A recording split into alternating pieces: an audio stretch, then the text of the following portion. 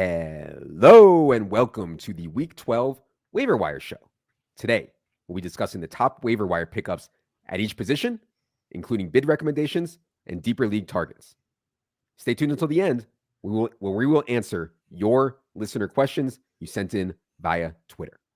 I think everybody's talking about Zach Charbonnet. I assume people listening to this, Charbonnet is already owned in your league. However, generically on Yahoo, Charbonnet somehow only 44%, ESPN only 32%. I don't know how serious Kenneth Walker's oblique injury is. I just know that sometimes when guys start with these oblique injuries, it ends up with a sports hernia type thing. I have no idea if that's what will happen. I also know that the Seahawks running back schedule is very difficult over the next month. San Francisco twice, Dallas, Eagles. So it's not the greatest spot for Zach Charbonnet, but at this point, I think if he's on waivers, I'd be willing to blow the load and go 100% of what I have left on Zach Charbonnet. Would you agree there, Sam? And any more thoughts on Charbonnet? Yeah, I do agree at a high level. I'd go all in on Charbonnet if he's still available. To sort of get to the why there, I agree with you. The oblique injury for Charbonnet is still a lot of the oblique injury for Walker is still a lot of uncertainty there. We know Pete Carroll doesn't have the best history also of telling the truth sometimes with these injuries. So it's really hard to tell. But anyways, at this point of the season, there's 4 games left in your fantasy regular seasons. You're not going to have a more clear-cut handcuff running back pickup than Zach Charbonnet. His usage, even if the matchups are going to be tough over the next few weeks, his usage is going to be elite without Ken Walker in the lineup. He handled 85% of the snaps, 71% of the rush attempts, and ran a route on 71% of Geno Smith dropbacks. Like, that is elite workhorse usage for Zach Charbonnet. So yeah, he's immediately a low end RB1, maybe high end RB2 if Ken Walker misses, and you're not going to find anything better than that off the waiver wire. So yeah, you might as well blow your full FAAB load on him this week. And I mean, he really passes the eye test, man. I mean, this dude is out there running hard, and he's running through guys, and he ran, and he caught 6 passes in this game. So yeah, despite the matchups, Charbonnet, I would blow my full load. The Saints wide receiver situation, I know we talked about last week. I don't want to spend too much time here. There was some coach speak, though.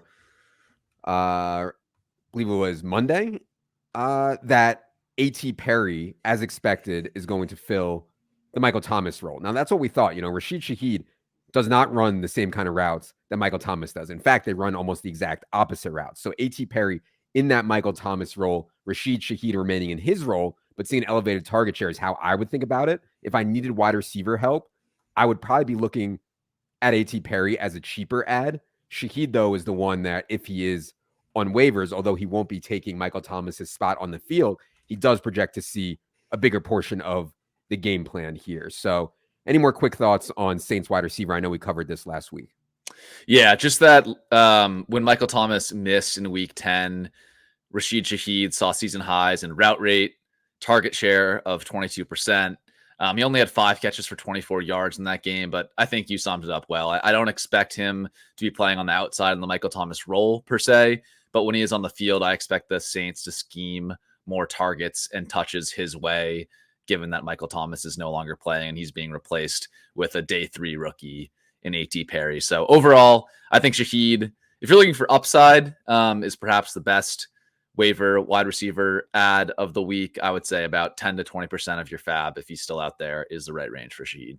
All right. We lost Mark Andrews for the season, for at least the regular season, on Thursday night. I have been a long time Isaiah Likely truther going back to his preseason performances. I mean, to get a guy in preseason to play tight end for you in preseason DFS and go over 100 yards, just doesn't happen. Just it does not happen ever. And Isaiah Likely was doing that consistently. He can clearly play. He had a 100-yard game in the regular season, week 18 last year. You can't do that at the NFL level and not be able to play. However, the 4 games that Mark Andrews has missed over the last 2 years, only one of them has been good. The rest of them have been shaky, ugly. And now we have Charlie Kolar healthy. Now we have Todd Monken as the offensive coordinator. And we don't know exactly what he thinks of Likely. Again, Mark Andrews left very early in that game on Thursday. Likely played a ton and airballed.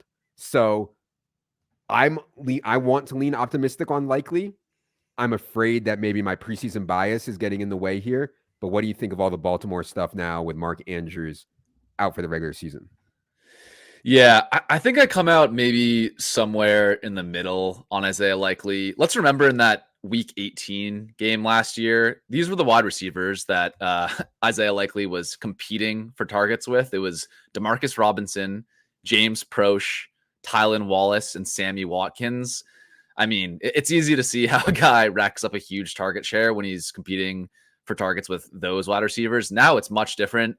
Say what you want about Odell Beckham, Rashad Bateman, and Zay Flowers. They are leagues better than the guys that Likely was playing with last year in the Baltimore Ravens wide receiver core. So I don't think those 20, 22, 25% target shares that we saw with Likely last year are realistic.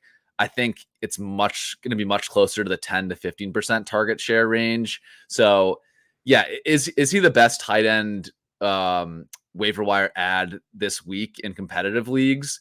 I say yes, but I don't think he's in like a tier above, the David Njoku, even Logan Thomas, like Cade Otton. I don't think he's wildly different than those guys. I do think he has more upside than those guys, but if you're in a league where some of those other guys are available, I'm not going crazy on Likely. I don't think he is the talent that we saw last year, if that makes sense, Adam. Yeah, that's fair. He was also very productive as a receiver in college. Like his calling card is literally catching the football. That is why he is in the NFL. So on this long week, getting him integrated into the Mark Andrews pass catching role, I think there's some chance of that, but there's also a chance that they're like, well, he's not Mark Andrews. Let's get Charlie Kolar in there. Let's get some more blockers in there. And Odell looks healthier now. Bateman's playing more. We have Zay Flowers. Like we can still get by without trying to feature Likely. So yeah, I think that's totally fair. I'd probably rather have Njoku than Likely if that was the choice.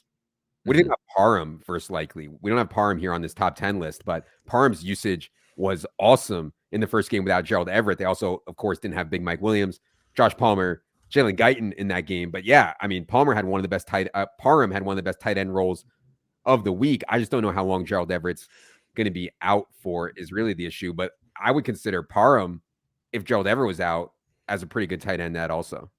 Yeah, I agree. That's the only reason he's not really in consideration here is I think the Everett back injury is pretty minor.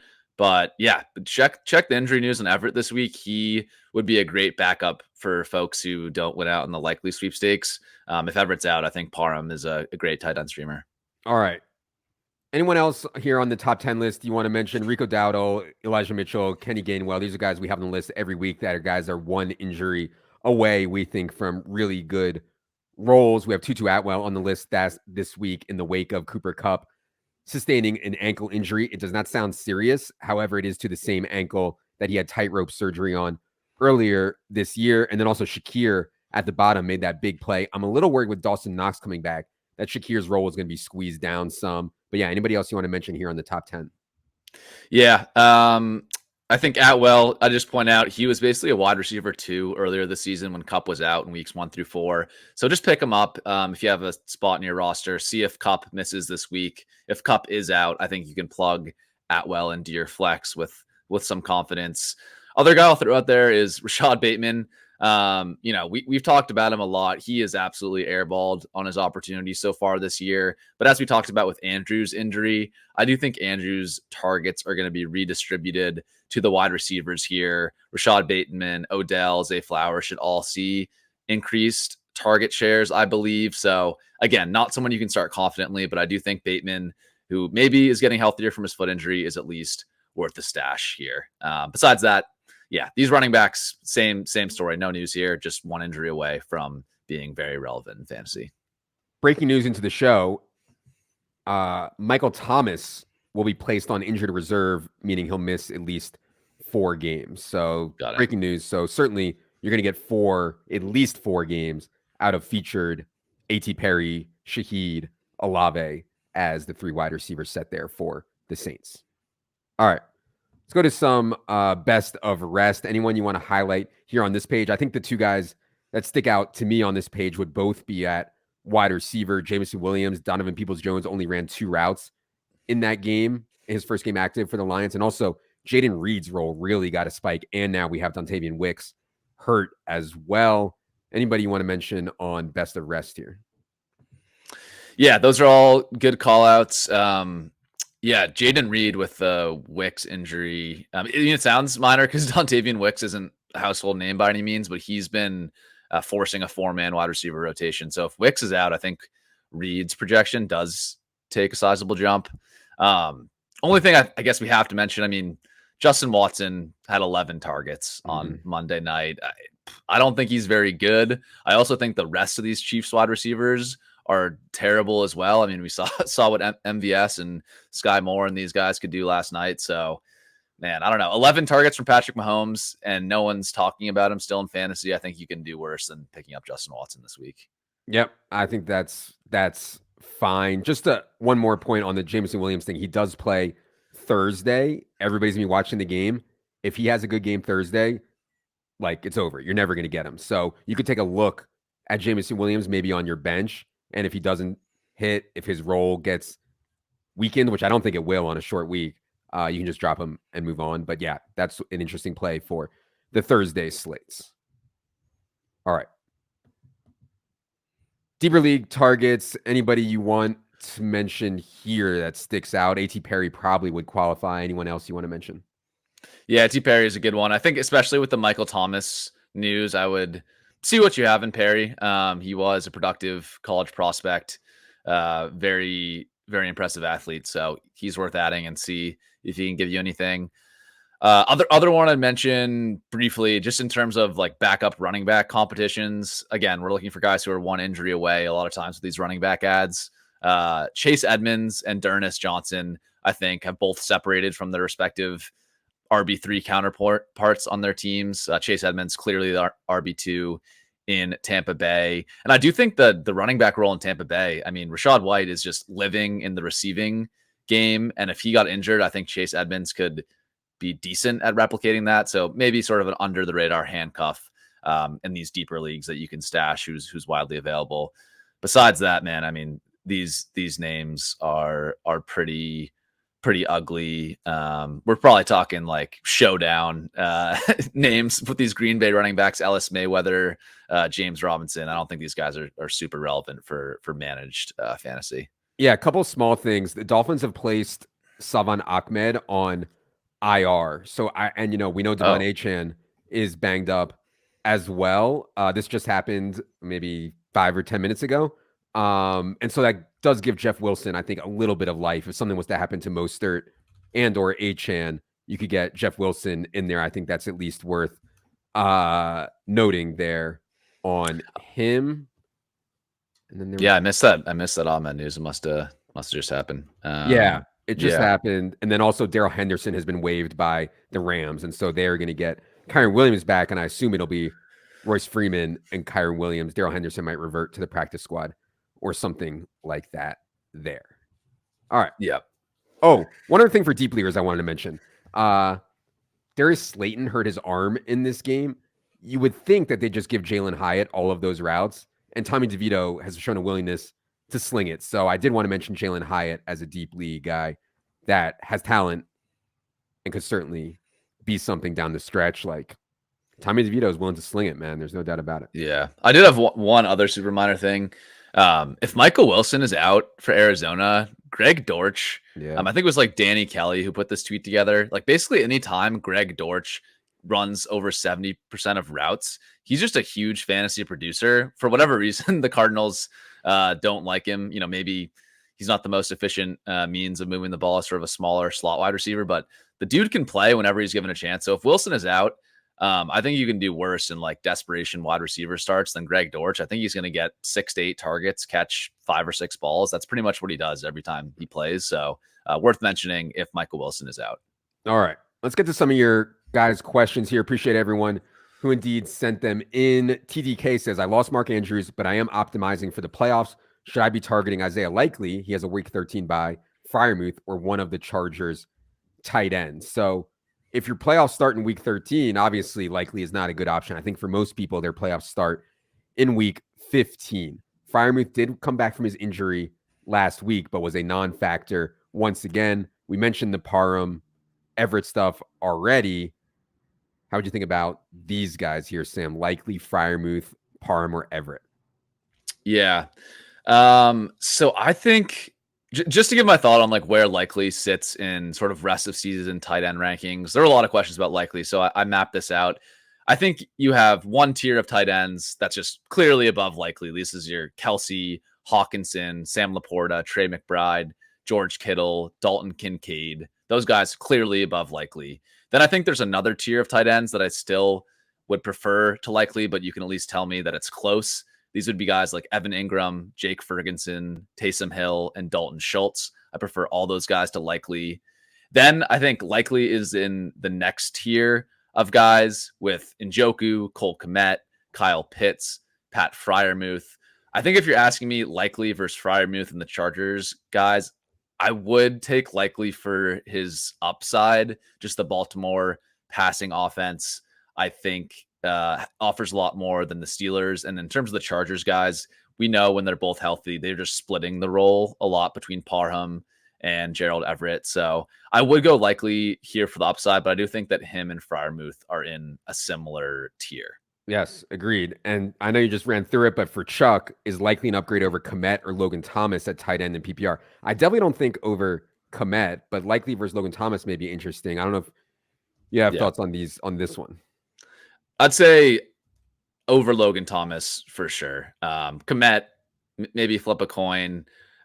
You could sell me on Likely having a higher upside again in Baltimore's offense versus the Bears. But yeah, I'd take Likely over Logan Thomas for sure. What about Likely or Luke Musgrave? Likely. Give me Likely. Yeah, Luke Musgrave also on the injury report this week with an abdomen issue. Likely, every question is about Likely, or Kyle Pitts. Now the Falcons will come out of their bye going back to Desmond Ridder here for a big game against the Saints. Likely or Kyle Pitts for you here, Sim? I think Isaiah Likely, but that's more me being down on Kyle Pitts than high on Likely. I don't know. Just look at the Ravens like projected point totals each week, and it's going to be what, like 10 points, 7 points higher than the Falcons each week. Like you're betting on touchdowns at a certain point. I think I'd go Likely. What do you think? My gut was Pitts, but you know, I would here's what I would actually do. I would try to find a way to drop someone else and just get a look at the Isaiah Likely usage and see if you can figure it out. Like if there's someone else you can drop, just keep Likely on your bench or start Likely and keep Pitts on your bench and see how the Likely usage goes. Yeah, I mean the thing with the Falcons is they're just like, I mean this is beyond a waivers topic at this point, but they're just running Kyle Pitts as like a wide receiver. They're not really playing him at tight end, and I'm just not convinced that he's like that great of a wide. Like if you line him up at wide receiver, can he beat cornerbacks? Yeah, I don't know, man. Like he just looks pretty average out there, to be honest. So, but yeah, get a look at the likely usage. Like if he gets that 88% route rate that he saw last week, I think I would go Likely going forward. Iggy says, should I prioritize Odell Beckham if I have Zay Flowers? So I guess he's talking about wide receiver handcuffs here. That's normally not something that I would do. I know Odell had a really good game this past week. I don't think that's going to be sticky personally, but I am an OBJ hater. What do you think about adding OBJ for Zay Flowers owners at this point? I think OBJ is like a decent ad this week. I don't think the fact that I have Flowers really impacts how I think about it too much. I don't know. I mean, like I said at the start, with Andrews down, the Ravens are going to have to figure out how to involve their wide receivers more. I don't think Isaiah Likely is going to absorb all of those targets. So OBJ is one of the guys that could see more looks. So I'd stash him this week and see how things shake out.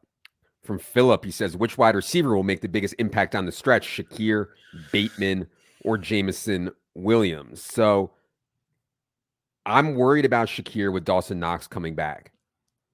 Bateman just has not done it.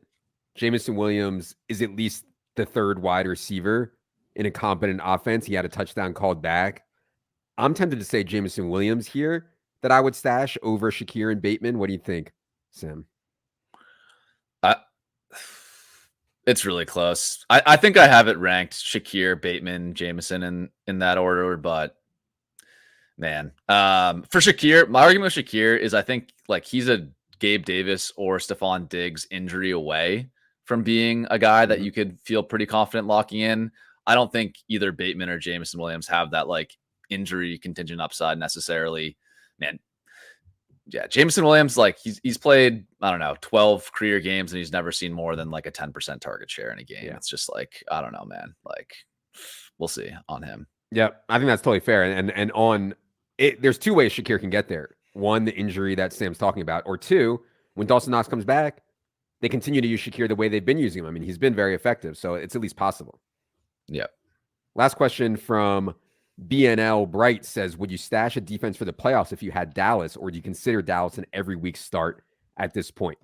I mean, not just at this point. All year I've considered Dallas an every week start. They blitz so much, and they have such good playmakers in the secondary. They're scoring defensive touchdowns at such a high rate. Obviously, they have Parsons also. Their playoff schedule is Bills, Dolphins, Lions. Not great, but those are three teams that can drop back a ton. So I would probably just stick with Dallas at this point, unless I had a deep bench and I could rotate through there. Yeah. Any more thoughts on defensive stashes? I know we talked about this last week. Yeah. I think I agree with you. I just keep Dallas for the most part, unless I could get someone like the Chiefs. I mean, they're owned in less than 60% on ESPN right now. They have in weeks 15 through 17, the Patriots, the Raiders, and the Bengals with Jake Browning at quarterback. Yeah. Like, I think I'd prefer them to Dallas just because also their defense looked awesome on Monday night, I thought. Other defenses that I don't think I'd prefer to Dallas, but I'll throw out there in terms of low-owned defenses with solid playoff schedules. The Seahawks, who have been playing solid defense, get the Titans and Steelers in week 16 and 17. The Jaguars get the Bucks and the Panthers in week 16 and 17. Then even farther down in terms of ownership, you have the Indianapolis Colts. They get the Steelers, Falcons, and Raiders in weeks 15, 16, 17. That's pretty good.